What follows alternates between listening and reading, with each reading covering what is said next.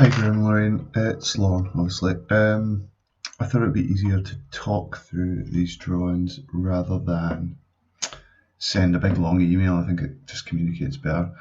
So hopefully you can make sense of this. I've got a screen recorder running here that I can narrate over and talk you through the drawings. I'm going to be sending, obviously, a PDF as well, set through. So hopefully you can see the cursor at the front door here. So I'll just talk through the changes we've made, what's worked, what hasn't worked, things we still need to consider, things that haven't worked, etc. So coming in the front door, change the double saloon doors to a single door, into the centre hallway, and then into the lounge, which hasn't really changed at all. You'll see all these are fire doors around here. I'll come back to that issue as a separate item. This is the existing stairs in situ, and we've managed to squeeze what has to be your accessible bathroom into the back here. So these orange rectangles represent spaces that you must have in this room to make it compliant. Same is true if it must have a space for a shower. So to allow this all to work a bit better, I've pulled that door back a little bit just to give a little bit more space in that room. It's still quite low ceiling room, and there's actually some steel beams in the ceiling here and here, which we can't really mess around with too much. But I think it will all fit. It's just a bit tight. If we then come back into the hall and into the games room, you see I've taken this stair out, the old stair, left you those two wee stub walls, and got an access door in here into where the electrical stuff is. So I guess it's like electrical access cupboard. This here is a table tennis table. There's a billiards table. These slightly larger squares are the size of a snooker table. I've also introduced a glass door here into the side and some steps down. I feel this games room's too big, and actually if you took this wall and run it right along there, you could have a smaller games room and a caretaker's bed set almost in that space with a little kitchenette, maybe a sleeping area, sofa bed, and a TV or something. It also might do for you and Lorraine, until you get round to the chalet. So just to come back to the main bit of the plan, we've obviously introduced this corridor here out to a new kitchen, utility kitchen, exit to the back, and a sort of bike store or plant room for the heating equipment here. I'll just talk you through this. Come in here, we've adjusted this bedroom. It's got an ensuite on the end. Just trying to square these rooms up and make them as sensible as possible. This door, there's something makes me think this door would be better off the hallway, but this room plan internally works far better with the ensuite at the end. Dining room, sort of the same position as it is. I've introduced a big sliding pocket door here, which slides back into that space, that new wall there, which also serves as a kind of visual screen to people coming in and out the back door and going to and from the utility room. That I'm not honestly sure about. It's obviously it was on your ideas, so I've introduced it, but I think it works quite well in the kitchen. I've also then, where the fireplace is, introduced this big hinged piece of wall to allow the dining room and kitchen to connect as one big space, or when this is in its closed position here, to actually allow a little seating nook here, I guess, which then allows views, the best views sort of diagonally out through this big glass wall with some steps down as well. What you're seeing in the kitchen is two Velux roof lights, a 4-portion bifold door, and probably about 7 or 8 steps needed to get up to the level here. An island with a cooker on top, a run of kitchen units around here, fridge freezer in the end, sink back to back with the cooker, really to get that triangle of use. Again, orange spaces are minimum space requirements we need to get, so corridor widths, turn and circle, cook space at the cooker. Out the back door, we can it's a little bit more generous here. We've got room for cloaks out the back or into a utility room with a window. I wasn't really sure your plan on this, but again, it's quite generous space. So I think that's probably most of the ground floor. I've introduced some new soil vent pipes here, down here and down here to pick up all the new drainage. Put back in some new rainwater pipes on the corners. They're noted as new, whether they're new on the drawing. So there's one there. I think probably clearer to see on the elevation, so we'll come on to that. This plan feels like it works quite well. There is an issue though, because it's a 3-story house, we need to provide a fire protected communal areas from a room to the exit of a building. So this in the dining room contravenes that. This into the kitchen contravenes that. Really, the solution is to put a fire door there, or to maybe adjust this differently so that there was some sort of fire door here. But fundamentally, people coming down the stairs need to remain in a fire-safe enclosure until they exit the building. So that's something with the open plan, but there's more issues associated with that I'll come on to. So if we just go up a floor, come back to that. So that's around about 50 square meters of new build in the new extension, and that doesn't include the area of the steps. So up on the first floor, you can see the roof of the extension here, and broadly the en-suites. So if we start with bedroom 3 here, pulled the ensuite to the back of the room here and put a wardrobe in. Try to square these rooms up. This window here, there's a definite issue with, which I'll come on to further on. Otherwise, the plan of that room's working okay, but you'll see later it definitely needs adjusted. This ensuite is picked up by that new soil vent pipe. So if we go into bedroom 4 and bedroom 5, I've split a space here, 2 en-suites, double bed either side. I think that's pretty non-eventful. Again, we've got all these minimum corridor widths, landing spaces to comply with in this floor. There wasn't enough room to get 2 bathrooms in here. I'll explain in a minute why. So bedroom 6, because it was so big, I've put a bathroom here to be like an acoustic barrier between this bedroom, and just reorientated the room a little bit, giving them a wardrobe. Bedroom 2 has its ensuite down here and shower back.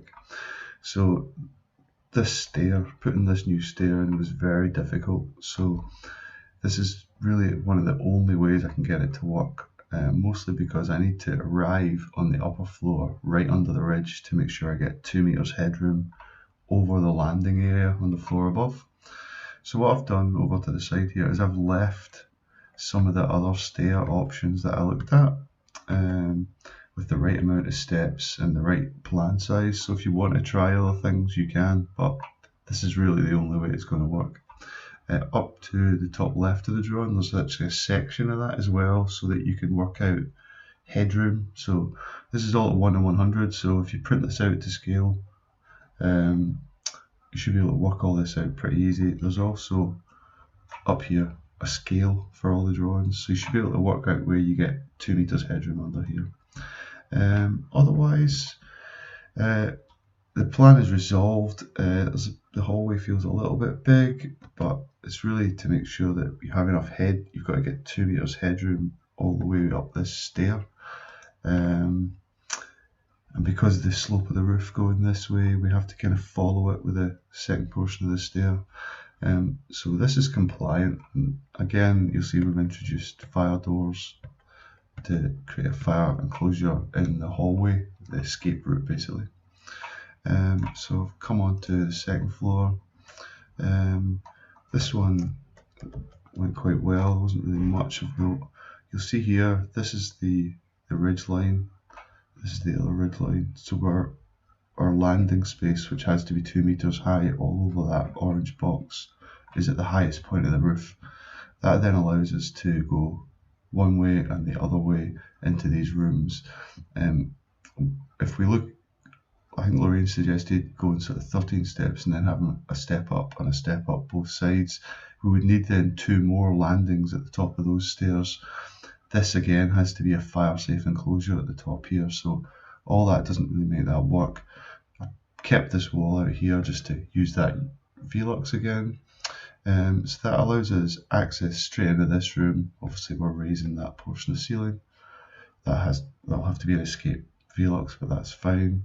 The bathroom in here, obviously headroom again is an issue, keeping the shower in the highest area, the basin where you stand at in the high area, and then a toilet as high headroom as we can, but then putting a bath over here in the lower area, thinking you can probably lie in the bath, look out the roof light. Bedroom 8 over here, there's not really much change, just cleaning it up and trying to get a decent door in.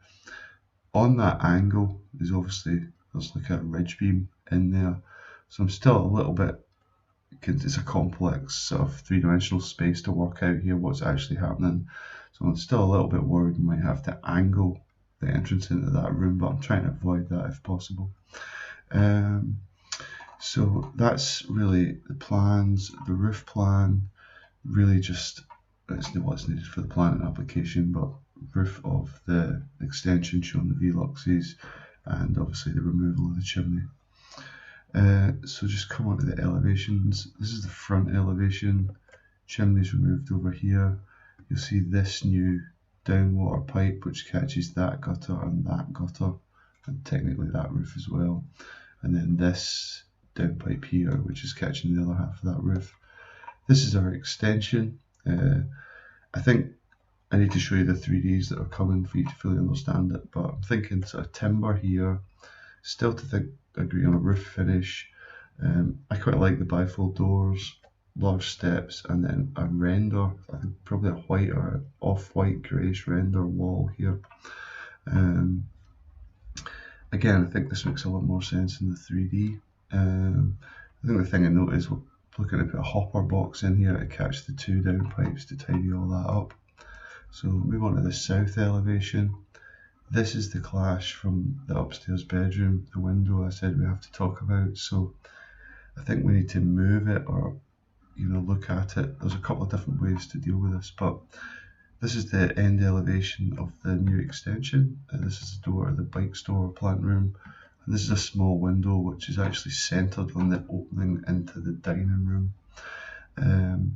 There's a couple of solutions to. We could obviously move the window a bit, replan the room, or we could potentially take that half of that roof lower, step it up with clear story glazing, and then step down. At the moment that ridge is right under the centre corridor which runs through the house, so that again we get a nice flat bit of ceiling here and then we slope down inside these rooms. But it is asymmetric, so increasing the asymmetry of it I don't think is an issue. So just come on to the next elevation. This is the north elevation. You'll see here I've introduced that door we spoke about for the potential of an annex in there. I think really you'll see here the 2 new soil vent pipes which are catching all the bathrooms. It's probably about as tidy as we can get it, just needing the 2. There's not really much else of note on here. The west or back elevation, this is the back door out. This is the window into the utility room. Again, we need to agree roof finish material, render just on the back wall. You can see the chimney removed over here. This is a new soil vent pipe which goes up and it catches both downstairs bathrooms and the toilet over here.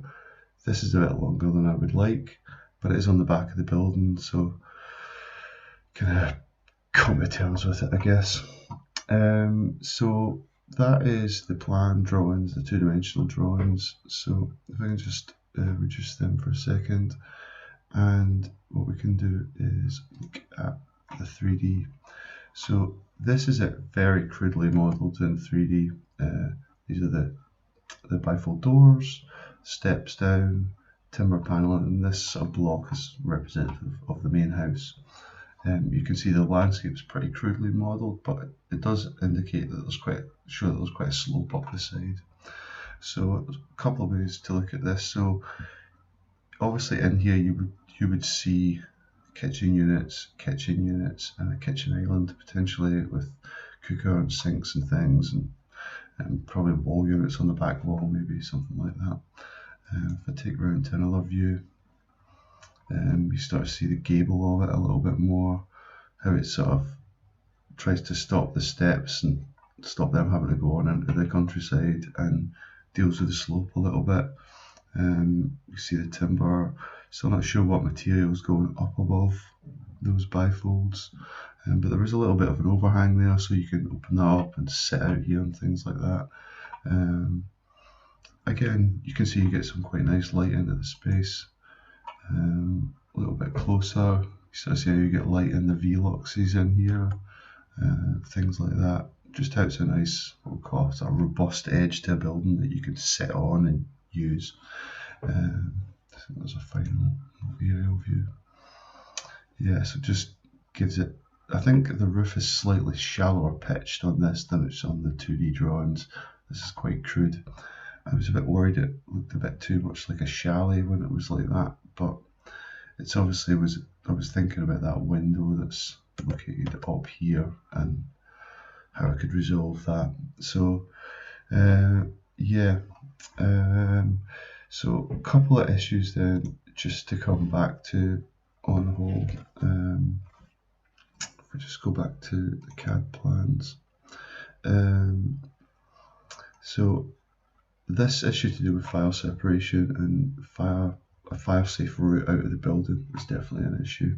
There's a second issue here though, which is to do with the top floor. Now, from looking at the survey notes, it seems like the top floor is 8.2-ish meters from the ground outside.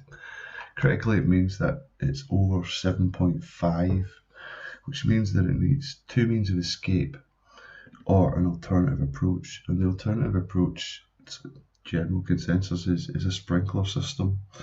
So normally that would have to go down your escape route. That in itself is not an issue, but the cost of it is. Often we need a water pump, and which can be about £6,000, and then maybe the system, which can be another 4. So this is a building warrant issue, which is going to come up further down the line, but it's something we need to get to the bottom of sooner rather than later, because it's quite a big cost item associated with it. So that I see is, or that and the fire compartmentation of the dining room and kitchen downstairs are probably the main issues we need to be thinking about how we're going to resolve. And I think they are, we can work around about them. It can just take a bit of time to get approval for the sprinklers, and it obviously all has a bit of a cost associated with it that's hard to avoid. I mean, I think in 2 or 3 years' time, all new buildings will need sprinkler systems, and I think you have to think of it as protecting your investment, really. But hopefully this gives you some idea of where we are with the design. So really 3 issues: the window into the bedroom 3, this one here, the fire separation issue, and I guess really how you feel about this stair and how it's resolved and things like that. Just be good to get a lot of comment on that.